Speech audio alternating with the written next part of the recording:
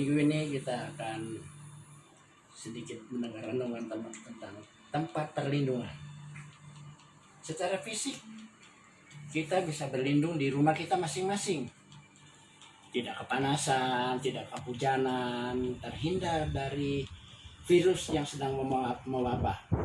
Ya, namun bagaimana dengan jiwa, pikiran kita? Yang sering kali kalut, sering kali khawatir, sering kali resah, takut. Tentu dia juga membutuhkan perlindungan agar tenang. Nah, dalam Mazmur pasal 91 ayat 4 di sini dikatakan, dengan kepaknya ia akan mengunjungi engkau, di bawah sayapnya engkau akan berlindung, kesetiaannya ialah perisai dan pagar tembok. Wah, luar biasa.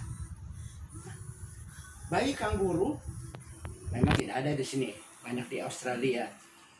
Waktu baru lahir, dia menghabiskan waktu kurang lebih 11 bulan di dalam kantong induknya sampai dia bisa hidup mandiri, baru bisa lepas keluar dari tempat itu.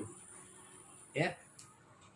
Lalu Raja Daud juga yang memiliki kekuasaan besar, ditakuti banyak orang, banyak bangsa, tapi juga banyak musuh-musuhnya.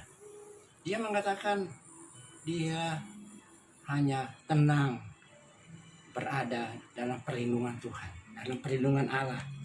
Ya, di Mazmur 62 ayat 8 ayat 9 di sini katakan, percayalah kepadanya setiap waktu, hai umat, curahkanlah isi hatimu di hadapannya.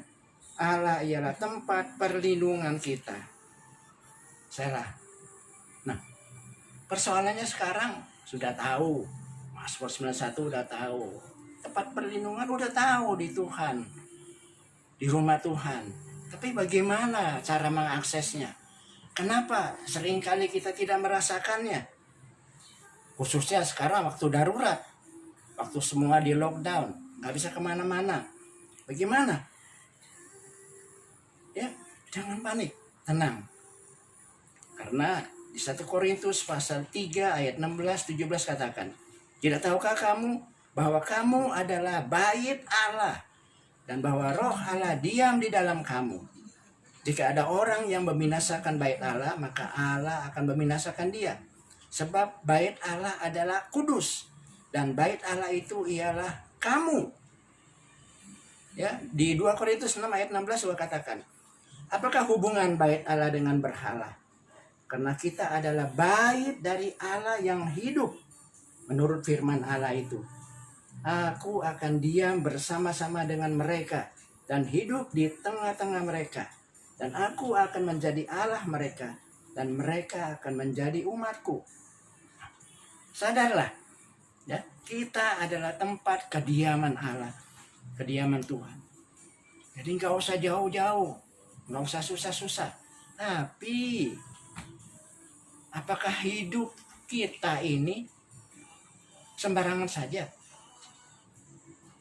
Kalau kita mau datang tamu atau pemilik rumah, pasti kita membersihkan rumah supaya bersih, supaya enak kelihatannya. Demikian juga dengan hidup kita. Kita harus selalu bersih. Seperti yang sekarang ini berlaku. Mesti cuci tangan, mesti kumur-kumur pakai air garam, mesti ini, mesti itu segala macam. Kenapa? Pakai disinfektan segala. Supaya bersih. Supaya tidak terinfeksi virus atau penyakit, sehat walafiat. Demikian juga dengan mental spiritual kita. Harus bersih, baru layak naik ke gunung Tuhan. Baru pujian penyembahan kita didengar oleh Tuhan. Jadi aksesnya adalah hidup kudus. Jangan lupa. Mazmur 24 ayat 3-5 katakan, siapakah yang boleh naik ke gunung Tuhan, ke atas gunung Tuhan? Siapakah yang boleh berdiri di tempatnya yang kudus? Orang yang bersih tangannya dan murni hatinya, yang tidak menyerahkan dirinya kepada penipuan dan yang tidak bersumpah palsu. Dialah yang akan menerima berkat dari Tuhan dan keadilan, dan Allah yang menyelamatkan dia. Jadilah orang-orang yang tangannya, mulutnya bersih. Wah, bagaimana ini? Tangan kita tidak suka kirim-kirim berita hoax, tidak suka ngejelek-jelekin orang, tidak mengintimidasi secara psikis. Itu tangan yang bersih. Karena hal-hal yang demikian adalah tangan yang berlumuran darah.